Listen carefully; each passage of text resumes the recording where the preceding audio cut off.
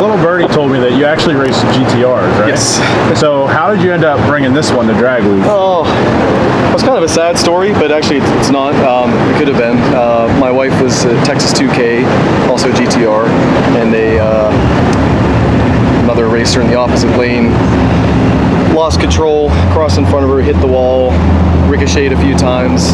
She was lucky to pull her parachute. She went on to win Unlimited class roll race at Texas 2K, but after that, we haven't really raced anymore. We said we were going to send both cars for bigger cages. They both had cages, but like, for example, I'm going to a 25-3 in mine. So wanted to bring hers, registered it, and just saw it wasn't going to happen. Cage, etc. World Cup finals coming up. So we had this in the back of our mind. It'd be challenging more than just bringing another one of the dailies. We could have just ran it, but it's not my style. I wanted to get the most from it. Right. There's only so much we can do. But. So is the extent of being able to modify this thing, gutting it and doing the seat, or? Yeah, it depends on how aggressive you are. So there's a little over 500 pounds out of this. Okay. This is already a heavy car because it has this glass panoramic roof, which when I was ordering I thought would be super cool for a daily, and it is, but it's a 150-pound penalty. So anyone else with the same car minus that roof would be ahead. Just to note, the Tesla in August started shipping the Model 3 motors in place of the current front motor, and those cars are running 1050s, like 1050s. Really? Stock, full interior. They probably still have their floor mats and tow hooks in them.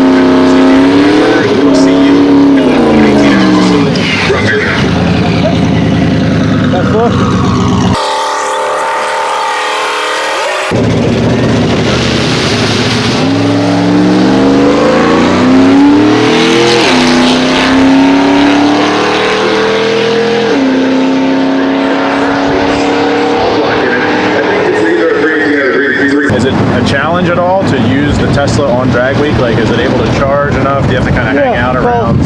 Mentally, it's different. Right. We're kind of like in pack mentality, traveling together, and I feel left out when the guys are stopping for gas. Yeah. And I just kind of go off to the side. I come and hang out with them. I just feel like I'm pumping gas. Right. So far I've not charged en route at all. We didn't know if that was possible. But the first day when I saw, hey, I can make Cecil on one charge, I said, heck, let's make that a goal. I want to make it a little more challenging, a self-imposed restriction. Let's see if we can go venue to venue uninterrupted. What do you believe in how it's going? So Stu Dill will go to 1171 in the Tesla in complete silence, 103 in the 8th mile in the Tesla. Now, of course, I charge before I race because these cars really respond to state of charge. So you hear people say 80% or higher. It's true. You'd get the car to 95% of its capability, but you really want to be as close to full as possible. Right. This morning I charged after breakfast for 20 minutes. That brought it up to full. And then I had just a brief drive here and charged off the house power. Right. But then the issue is then you're staging for 2 hours, and now I'm off the umbilical, and the battery in here is conditioned to about 50 Celsius, 122 Fahrenheit, and that uses a good bit of energy. So you're sitting there watching your range come down, which to me is not about how far I'm going to drive next. I just hot lapped about 15 times, and I'm still going to make MIR no issue without charging. But that state of charge, seeing full, means I have the most potential to do a best effort run. Okay, so you're saying that the climate of the battery is controlled by using energy from the car, or? Well, yeah. So there's actually like a heat pump, so you can either heat or cool the battery as needed. So it depends on the season. Right. And if you're out flogging on the car, the battery would be hot. You'd want to cool it. But the lithium batteries in general, hotter, they can deliver a charge faster.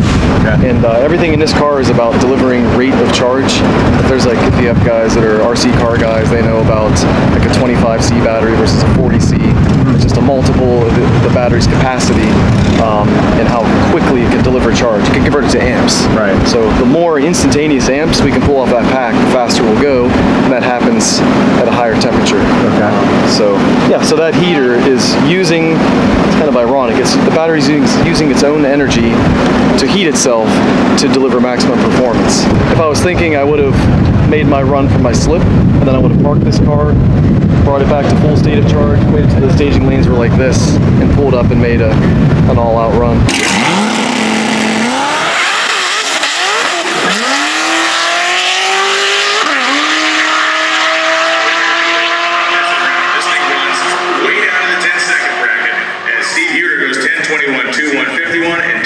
But you know, aftermarket, you know, I'm not going to go after this car because it's my daily driver. But Motec, so we run like M1 Motec in our GTRs. Right. And either like that can talk to the CAN bus and can control the motors directly without the strategies, like Tesla's strategies of how to ramp on the power. Right. Then we could control that. If we could do that now with this weight reduced, we could apply more power sooner. But they have a ramp in there that makes them feel good about a warranty on a car and cars Right. not catching on fire, and so we're working within those parameters. Somebody was just to gut this. Just did some math. The things I know you could change that racers would do. If it was in a competitive class that was advancing every year, you could knock 1,200 pounds out of this car, a little more than that, and you had control of the motors. I mean, an 8-second Tesla is possible. You know, then the Roadster's going to come and it's going to be a high 8 out of the box. Literally, my analogy was the student film when you walk on set and Clint Eastwood standing there. That's exactly. Yeah, that was like a great unexpected surprise. George Godward ran in the 1040s last time. He is ringing out the Tesla 1051, 124.87.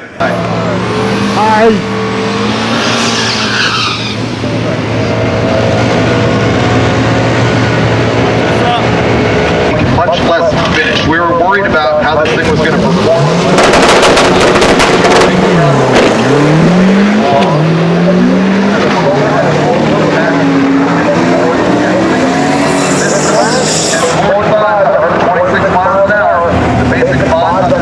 This is just the beginning. I really think you're going to see private owners, 9-second Teslas this year. I really firmly believe that. Anyone takes a Raven, takes a little bit of weight out, maybe a little more than the bolt-on things. I'm not talking about even gutting the car. The seats got to come out. They're 65 pounds each. But I've got some ideas of how they could do it and still have a full interior, pretty car. So. Absolutely. We'll be keeping an eye out for that. This might be the next wave, huh? What if you could swap a Tesla powertrain into anything? What would you do? That's tough. I have a little Le Mans prototype called a Radical RXC. Right. I love it. It's like racing a slot car. I thought if you had all electric in that, it would be just a ride. But I was thinking today too, because I was minding where Tesla bolted the body together. So first they bolt, then you see they welded, and here and there they bonded and glued. But with the interior stripped, you can see how simply the body is attached, and you can make yourself a roller. You can have yourself a rolling chassis and stick just about anything on top. And yeah, my mind was working that way today. So you could really put what if you put a Pro Mod body on top? That would be crazy.